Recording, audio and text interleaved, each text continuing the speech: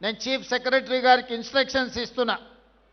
ప్రతి తండాలో పాఠశాల ఉండాలి, పాఠశాల భవనానికి మీరు ఏర్పాట్లు చేయండి. దాదాపుగా కొన్ని వేల గ్రామ పంచాయతీలను గత ప్రభుత్వం చేసినా అన్నది, కానీ ఏ గ్రామ పంచాయతీలో గ్రామ పంచాయతీ భవనం లేదు.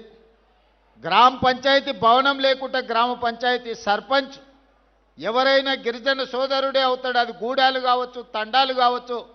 గ్రామ పంచాయతీ లేకుండా ఏ విధంగా వాళ్ళు పరిపాలనను ముందుకు తీసుకెళ్తారు?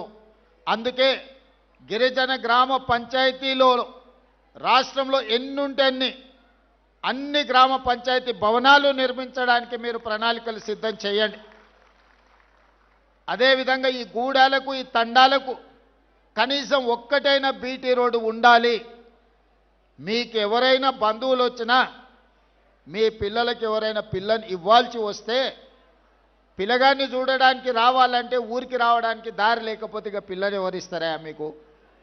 అందుకే ఖచ్చితంగా ప్రతి తండాకు రోడ్డు వేసే ప్రణాళికను ఈరోజు తీసుకోవాలి అని చెప్పి మా ట్రైబల్ సెక్రటరీ గారికి ఆదేశాలు ఇస్తున్నా. ఇదే కాదు, తాగడానికి మంచినీళ్ళు, అవసరమైన నీళ్ళ ట్యాంకులు, మిషన్ భగీరథ మీద వేల కోట్లు ఖర్చు పెట్టిన ఆదిలాబాద్ ప్రాంతంలో నేను పర్యటన చేసినప్పుడు చాలా తండాలకు, గూడాలకు తాగునీరు ఈ రోజుకు రావడం లేదు. కొన్ని ప్రాంతాలలో కరెంటు కూడా లేదు. ఎందుకంటే ఫారెస్ట్ వాళ్ళు మీకు కరెంటు పోల్స్ వేసి మీ గూడాలకు, తండాలకు కరెంటు ఇవ్వనివ్వడం లేదు ఫారెస్ట్ రూల్స్ ప్రకారం.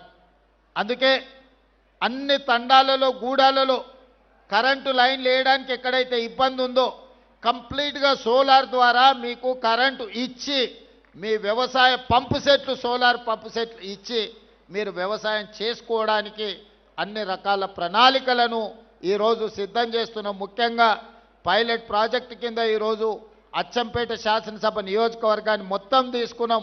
40,000 వ్యవసాయ పంపు సెట్లు ఈరోజు సోలార్ పంపు సెట్లు అక్కడ ఉండే రైతాంగానికి ఇవ్వదలుచుకున్నాం.